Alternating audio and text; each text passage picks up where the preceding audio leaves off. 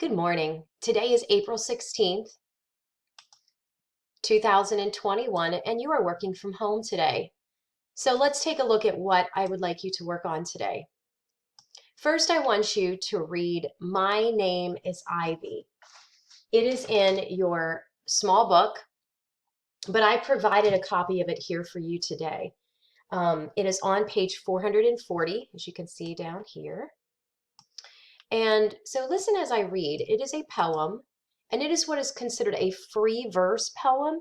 So it doesn't have a rhythm, it doesn't have rhyming, and it might sound a little maybe disconnected or disjointed to you. In fact, if you look at how the poet designed even the stanzas, they're not even like put in a specific order. They almost look like a zigzag. It's kind of really challenging to figure out even where the stanzas begin and end. But listen as I read, My name is Ivy. Why did I name you after a plant?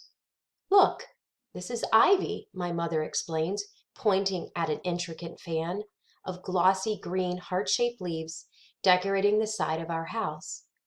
Ivy will grip onto anything, will grow where it wants to go, will use its long, skinny fingers to find a way over brick walls, up stone walls, will climb a roof and keep on going until it touches the stars. By Bryce Neal.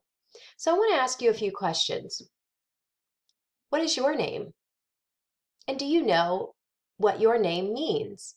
A quick Google search will tell you usually what your name means.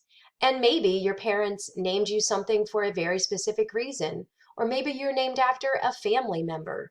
In this particular poem, this little girl's name is Ivy. And if you look closely at the picture, this is a picture of what ivy is. It is a green leafy plant that clings to walls or a lattice in a garden, and it will just keep growing and growing. In fact, it will just grow out of control, and it will grow and it actually will climb whatever it is growing and hooked onto.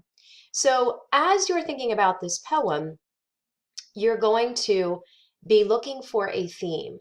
What is the message from the author on this? Okay, remember that a message is something that you and I, the reader, can take from this, not just what can we learn about Ivy and her name, but what can you and I take from this?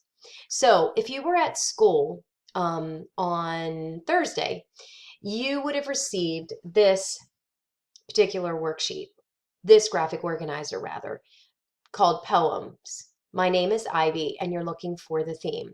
If you weren't at school yesterday and you did not receive this, then you can simply click on this and it will open up a copy for you. It will force you to make a copy that you can turn in. So here's what I would like you to do today. On this worksheet, as you can see here in front of you, and I'll make it even a little bit bigger just so that we can see it a little bit better. The directions are that you're going to read the details in the poem.